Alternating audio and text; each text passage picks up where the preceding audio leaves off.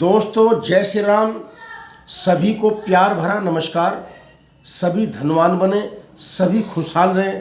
भगवान श्री राम से प्रार्थना हमेशा ही आपके लिए करते हैं।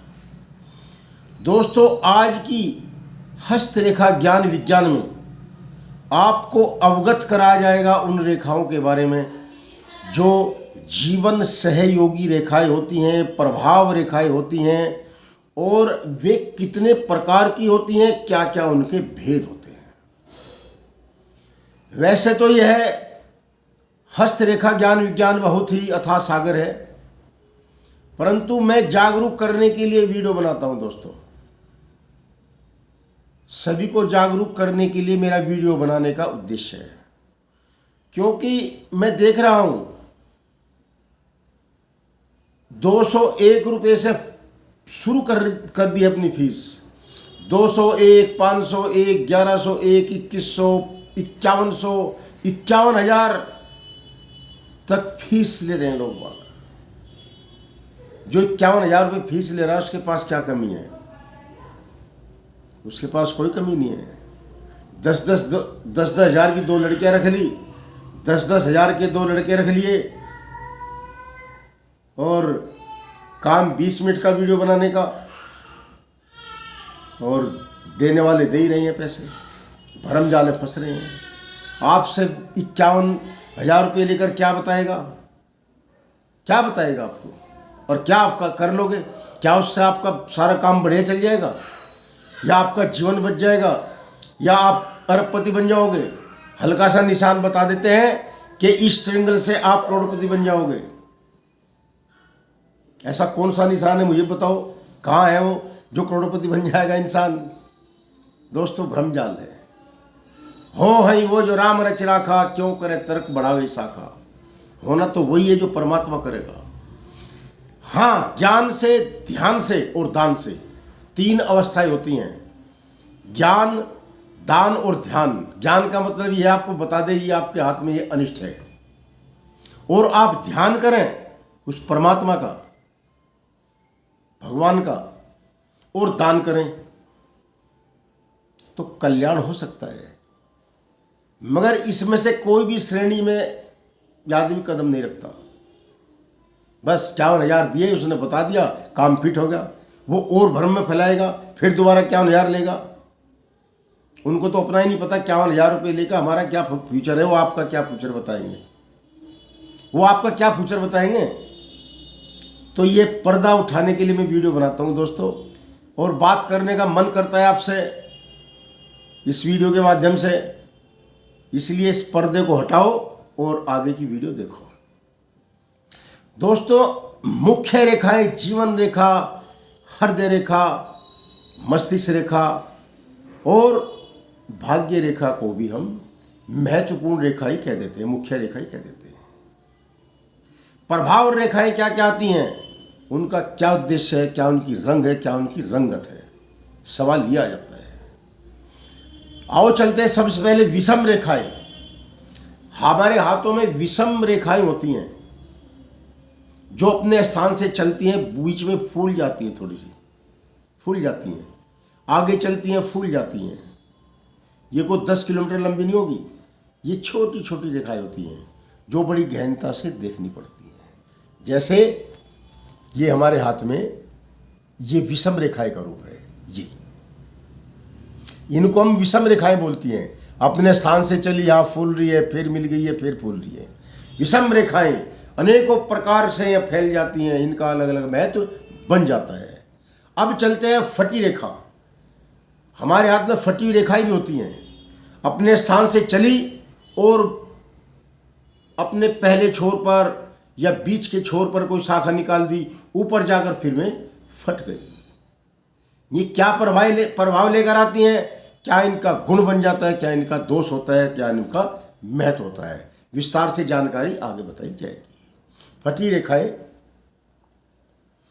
नक्शा सबका बना रखा मैंने, वो कहाँ पर है? शायद यही फटी रेखाएं हैं। ये फटी रेखाओं का नक्शा है। थोड़ा साधन कमी है साधन की, उल्टा दिखता है, समझ लेना। ये हमारे हाथ की फटी रेखाएं हैं। ये हमारे हाथ में क्रोश की छड़ें होती हैं, कुछ छड़ भी बन जाती हैं, रेखा चली, इसको हम छड़ बोलते हैं। किसी रेखा का मामूली सा रूप हमारे हाथ में किसी ग्रह पर गिर गया और उस पर ऊपर जैसा ही दर्शा गया है, इनको जो है छड़े बोलते हैं।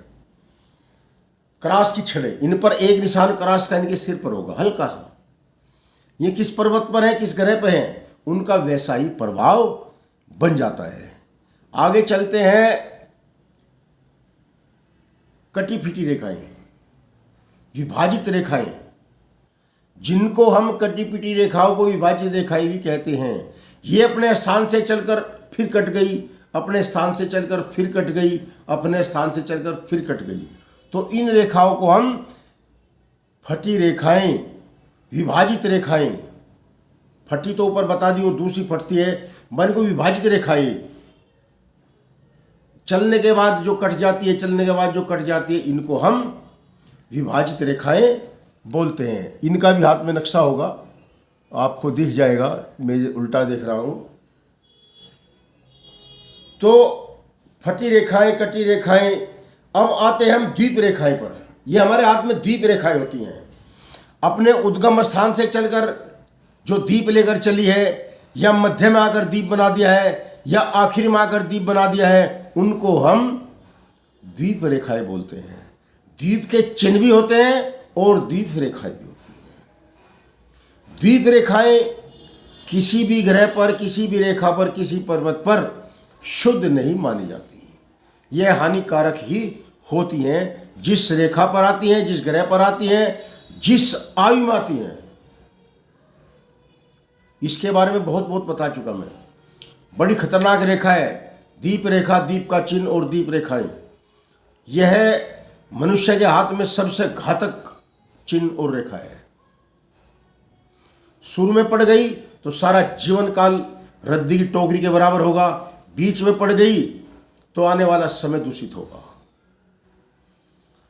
मस्तिष्क रेखा पर पड़ गई तो आदमी को पागल तक बना देती है, जीवन रेखा पर पड़ गई तो आदमी को बीमार बना देती है, हृदय रेखा पर पड़ गई तो प्यार, संबंध, गृहस्थी सबका सत्यानाश कर देती है, भाग्य रेखा पर पड़ गई तो धन का हानि निश्चित है। ऐसा इस द्वीप रेखा के बारे में बताया गया है। अब आते हैं अंकुश रेखाएं। अंकुश के समान हाथ में रेखाएं होती हैं। अंकुश एक लोहे की छड़ी के आकार, जिसमें अगले सिरे पर भाला नोक बिंदु होता है और उससे पहले एक हाफ रिंग बना हुआ था, आधा चंद्र बना होता है। जो महावत पहले हाथी को, जो पीलवान होता था, जो हाथी को चलाता था, कंट्रोल करता था, वो अंकुश के सहारे से ही कंट्रोल करता है। ये रेखा नियंत्रण की साधक है, जीवन काल में जातक के नियंत्रण को दर्शाती है। इसका महत्व इस प्रकार से बताया गया है। इसके आगे चलते हैं उद्रमुखी। ऊपर की तरफ जिनका मुंह होता है रेखाओं का, उनको उद्रमुखी बोलते हैं। ऊपर की तरफ ये दिखाई गई है, इसको हम उद्रमुखी बोलते हैं। जिसका ऊपर की तरफ को रेखाएं चली और ऊपर की तरफ ये उद्रमुखी रेखाएं होती हैं। ये हाथों में जो है सहायक रेखा के रूप में काम करती हैं, हमारे जीवन काल को सहायक सिद्ध करती हैं, जीवन आगे बढ़ाने के लिए एक अच्छी प्रेरणा की सूचक होती हैं। अब आती है अधोमुखी, अधोमुखी रेखाएं। इनको बोलते हैं अधोमुखी, औंधे मुंह गिरने वाली, नीचे को गिरने वाली रेखाएं। हमारे हाथ में एक विशेषता है दोस्तों, क्योंकि इसको भी समझाना बहुत जरूरी है। जो रेखाएं नीचे को जाएंगी, ये हमारा हाथ ऊपर की ओर जाता है, बाहर निकलता है। इसको कई बार उल्टा समझ जाते हैं जातक, बहुत से तो बताने वाले भी उल्टा बता देते हैं, ऐसे बाहर बता देते हैं, ऐसे अंदर बता देते हैं। परंतु जो ऊपर जाएंगी वे रेखाएं अधोमुखी होंगी, जो नीचे जाएंगी, जो ऊपर जाएंगी उग्रमुखी और नीचे जाएंगी अधोमुखी, गिरने वाली। इधर जो रेखाएं वापिस आएंगी, इंसान का अच्छा फल लेकर नहीं आएगी। उद्गम स्थान, कुछ रेखाओं का उद्गम स्थान अंदर से बनता है और कुछ रेखाओं का ऊपर से बनता है। अलग अलग रेखाओं का अलग अलग उद्गम स्थान है। जैसे हमारी आयु रेखा है, इसका उद्गम स्थान बृहस्पति पर्वत के ऊपर से और मंगल के नीचे से। ये हमारा मंगल का क्षेत्र है, ये बृहस्पति का है। इसका स्थान, उद्गम स्थान इसका हमारा यहां से है। मस्तिष्क रेखा का उद्गम स्थान भी जीवन रेखा में से ही होता है। इसको मस्तिष्क रेखा के नाम से जानते हैं।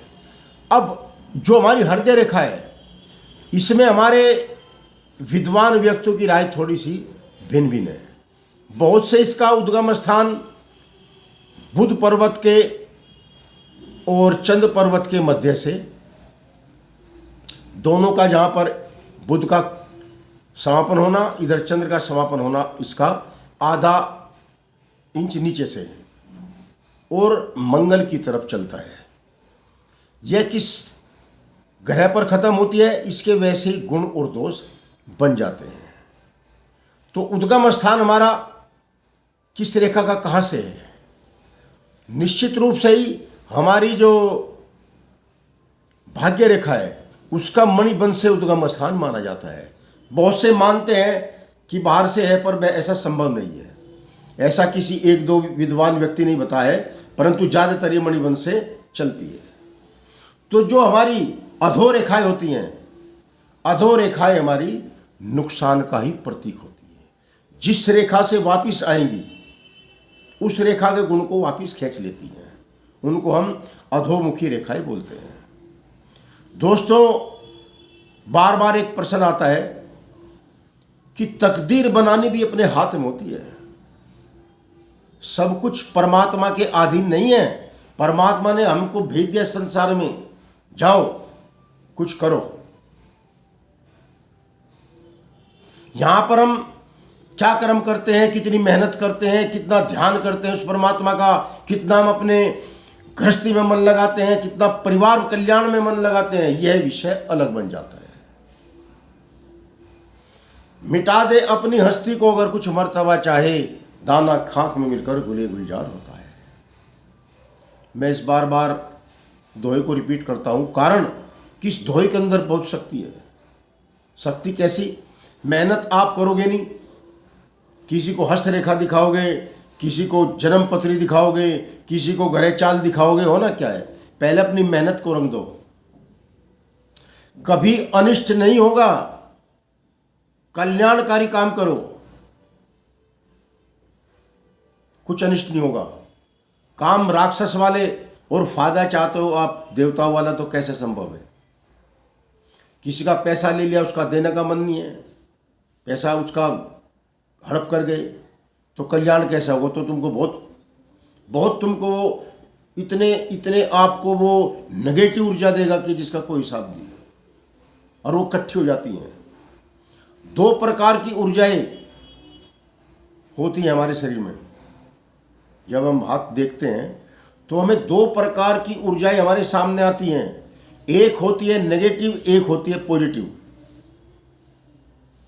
तो जिसके अंदर नेगेटिव ऊर्जाएं इकट्ठी होती रहती हैं, अब ये रेखा का रूप बिगड़ गया, अब ये रेखा का रूप बिगड़ गया, अब ये रेखा का रूप बिगड़ गया। आहिस्ता आहिस्ता आहिस्ता आहिस्ता यदि एक रेखा बिगड़ गई तो सब रेखाओं का रूप खंडित होने लगेगा। हमारी दिमाग की सोच के आधार पर ही हमारी रेखाएं बदलती हैं। अब आजकल समय क्या रहा, लोग बैंकों से ऋण ले रहे हैं। पहले साहूकार से लेते थे, अब बैंकों से ऋण ले रहे हैं। ऋण मिलना बहुत आसान है, ऋण मिलना बहुत आसान है, क्योंकि फार्म भरा, अच्छी गुडविल है, तो आपको मिनट में जो है 5 लाख का ऋण मिल गया, 50 लाख का ऋण मिल गया, 1 करोड़ का ऋण मिल गया। जिसकी जैसी व्यवस्था होती है उसको वैसा ही ऋण मिल जाता है। फिर क्या होता है, उस पैसे को कुछ तो मौज मस्ती में उड़ा दिया, कुछ हल्के फुल्के कारोबार में लगा दिया, फिर कारोबार का खा गए और जब किस्त भरनी पड़ती है तो दिमाग पर जोर पड़ता है। हमारा दिमाग परेशानियों में आ जाता है, यार फला किस्त भरनी है 1 लाख रुपए की, 4 तारीख को जानी है, किस्त का नई साधन है, तो हमारी रेखाएं फटने लगेंगी, मस्तिष्क रेखा पर जोर पड़ेगा, किस्त नहीं भरी जाएगी और परेशानी होगी। कर्ज भी ऐसे ही होता है। हो गया शुरू खेल उल्टा। मित्रों, सभी कुछ हम अपने आप पैदा करते हैं, केवल दोष भगवान को देते हैं। इंसान इतना बड़ा रिस्क ले लेता है, इतनी बड़ी अपनी हस्ती नहीं होती। तो अक्सर मैंने यही देखा हाथों में कि रेखाएं, कहते हैं ना रंग बदलती हैं, रेखा इसी प्रकार से रंग बदलती हैं। सावधान होकर चलो, पहले मेहनत करो, आपको ऋण लेना ही नहीं पड़ेगा। आपको ऋण लेना नहीं पड़ेगा यदि आप मेहनत करोगे, संयम से रहोगे, आपकी रेखा नहीं बिगड़ेगी, गृहस्थी खराब नहीं होगी, जी का जंजाल नहीं बनेगा। सूरज छूने की कोशिश में पंछी के पर उड़ जाते हैं। कारोबार बढ़ाने के लिए आप ऋण ले रहे हो, जिस कारोबार को आप बढ़ाने के लिए ऋण ले रहे हो उसी कारोबार को बढ़ाओ। ऋण की आपको जरूरत कहां पड़ेगी। आपकी स्थिति दूसरों को ऋण देने की होगी, और ऋण तो ऋण ही होता है। ऋण तो ऋण ही होता है। बात का भी ऋण हो जाता है। आपने किसी को बात कह दी, वो पूरी नहीं कर पाई, उसकी भी चिंता दिमाग में आएगी, और पैसा तो देना ही पड़ेगा। आपने यदि किसी से पैसा लिया है, वो देना तो पड़ेगा ही आपको, मगर देने की स्थिति बदल जाती है। इसलिए हमारी रेखाएं बदलती हैं। यह विषय इसलिए कामयाब बना के बदल जाती हैं। आजकल क्या हो रहा है, जिसको 1 लाख तनख्वाह मिल रही है, वो 100 रुपये की रिश्वत लेते नहीं चक रहा। जब आप रिश्वत लेके काम करोगे, वो आपको बद्दुआ देगा सामने वाला, वो आपको श्राप देगा। ये नहीं उसका श्राप निष्फल जाएगा, कुछ समय लगता है। जब वो श्राप सामने आएंगे, वे इकट्ठे होंगे, 1 2 3 4 हजारों श्राप इकट्ठे हो जाएंगे आपके पास में। और यहां तक संतान के रूप में भी वो ऋण देना पड़ता है। उन श्राप का भोग संतान के रूप में भी भुगतना पड़ता है। ना हो यकीन तो सोच कर देख लो, उसको हम संतान के रूप में भी भुगतेंगे। हमारी संतान उस श्राप से श्रापित होगी। जैसे राजा दशरथ को श्राप दिया था श्रवण कुमार ने, श्रवण कुमार के मां बाप ने श्राप दिया था। राजा दशरथ को पुत्र होने वाला नहीं था, मगर अंधे मां बाप की वजह से उन्होंने श्राप दिया था कि जा, जिस प्रकार हम तड़प रहे हैं अपनी संतान के लिए, तू भी ऐसे तड़पेगा। राजा दशरथ ने संतान के लिए वो श्राप भी मंजूर कर लिया था, कबूल कर लिया था। राजा दशरथ को संतान हुई, और राजा दशरथ संतान के वियोग में ही पागल होकर मृत्यु को प्राप्त हुआ। ऐसा ये सभी शास्त्रों में लिखा हुआ है, मैं अपने मुंह से कुछ भी नहीं कह रहा हूं। तो कर्म करो ऐसे कि आपको दुख भोगना ही ना पड़े। मैंने उन व्यक्तियों की हस्तरेखाएं देखी जिन्होंने जीवन में कोई गंदा काम नहीं किया। उनका हाथ 80 साल की उम्र तक भी बिल्कुल शुद्ध पवित्र, जैसे एक साफ सुथरी 25 साल की लड़की का हाथ होता है, ऐसा हाथ देखा मैंने। जबकि बुढ़ापा आते आते अनेकों रेखाओं का जाल जंजाल बन जाता है हाथ में, परंतु जिनके शुद्ध कर्म है उनकी किसी की भी रेखा मैंने खंडित नहीं देखी। इस जग में अपने पौरुष से जब लाचार पुरुष हो जाता है, इस जग में अपने पौरुष से जब लाचार पुरुष हो जाता है, तब देवी और देवताओं को कायर की भांति मानता है। दोस्तों, इंसान बड़े पौरुष फेंकता है अपने, ये कर दूंगा, वो कर दूंगा, ये कर दूंगा, ये हो जाएगा। मगर जब सब करने के बाद थक जाता है, परेशान हो जाता है, तब गिड़गिड़ाता है मंदिर में जाकर। तब देवी और देवताओं को कार की तरह, हे प्रभु मेरा अनिष्ट हो रहा है, मुझे संकट पहुंच रहा है, मैं 40 किलो का भंडारा करूंगा, मैं 1.25 लाख की मणि करूंगा, मैं ये करूंगा और ये करूंगा। उस समय को भूल जाता है। तो दोस्तों, रेखाओं में होता सब कुछ है। ऐसा नहीं कि हमारी रेखाएं झूठी हैं, हमारी रेखाएं कदापि भी झूठी नहीं है। अपने आप को शुद्ध करो। आपको ना तो ऋण देने की जरूरत पड़ेगी और ना ऋण फिर चुकाने की जरूरत पड़ेगी। ऋण लेकर ही तो चुकाया जाता है। जब ऋण लोगे तो तभी तो चुकाओगे, जब ऋण लोगे नहीं तो चुकाओगे फिर किसको। तो किसी का भी ऋण मत रखो, चाहे जुबान का हो, चाहे व्यवहार का हो, चाहे पैसे का हो। ऋण इतनी खतरनाक चीज है। कभी आपके कुछ गरीब लोग हमारे जैसे हैं जो सोचते हैं मेरे पास ये नहीं, ये नहीं। एक बार बैंकों में जाकर देखो, आपकी आंख खुल जाएंगी। 40-40, 50-50 लाख रुपए लेकर तो मकान बना रहे हैं, जिनकी सारी उम्र किस्तें भरते हैं, किस्त। मैं उन लोगों को कह रहा जिनके पास साधन कम है, सोचते मैं कोठी क्यों नहीं बना खाया। आपकी झोपड़ी है बहुत अच्छी, आपकी तो है, आपकी तो है। उनको पूछो जो मकान बनाकर, कोठी बनाकर किस्त नहीं भर रहे, जिनकी गाड़ियां उठती हैं बैंक वाले ले जाते हैं उठाकर, जिनका दिन निकलते ही फोन आ जाता है किस्त क्यों नहीं जमा करी, साहूकार सामने आ जाते हैं। ऋणी मत बनो। आज जितने भी बैंक चल रहे प्राइवेट, सब ऋण देकर ही तो चल रहे हैं। लोग पैसा मारते हैं तब भी वो आगे बढ़ रहे हैं। मैंने खुद भी ऋण लिया था, मुझे पता है क्या स्वाद आता है ऋण देकर, खूब ज्ञान है। ऐसी मस्ती में ले लिया था।